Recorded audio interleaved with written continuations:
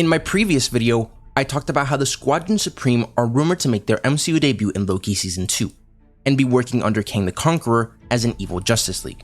The rumor coming from CineStealth also claimed that Henry Cavill could be in talks to play Hyperion, Marvel's evil version of Superman.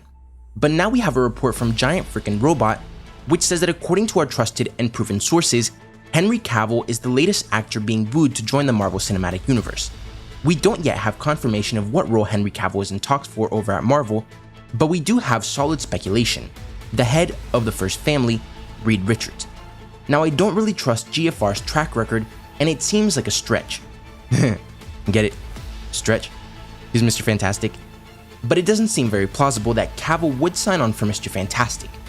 I'm still of course holding out hope that John Krasinski returns as the character, but the main reason why I have a hard time believing this is because Reed Richards would be a multi-picture deal. Fans would expect for Mr. Fantastic to be around for years to come, and with Cavill already doing The Witcher, and everything with Superman being so unknown over at DC, I don't think it's that likely for him to agree to a role that would require his attention for so long. That's why I think that Hyperion would be a much better bet. Not only would it allow Cavill to explore a different version of a character he's already so familiar with, but it would only be a short contract. At the most, it would be Loki Season 2, and maybe Kang Dynasty and Secret Wars, assuming that the team isn't just a one-time appearance. And lastly, if you haven't watched She-Hulk Episode 1, then you may want to come back to this video later. However, it's not really the biggest spoiler, and it actually doesn't have much to do with the MCU or even She-Hulk herself.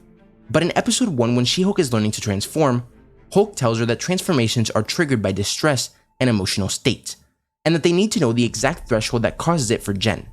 In Bruce's case, it's that he's always angry, and he channels that anger to transform. Then Jen says, "Ooh, put on a Pixar movie," when Bing Bong jumps out of the wagon in Inside Out. So basically what this means is that in the MCU and Earth 616, they have the same movies that we do, or at least the same Disney movies that we do. And Jennifer says that this scene may be enough to get her to transform.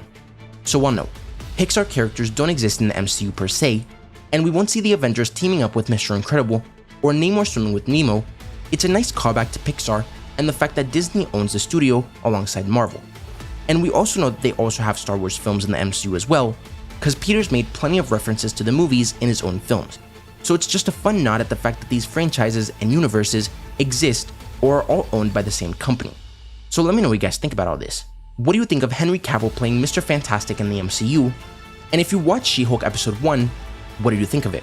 If you enjoyed the video, don't forget to like, comment, subscribe, and turn on post notifications so you will never miss another video. Thanks for watching, and remember to wash your hands and stay safe.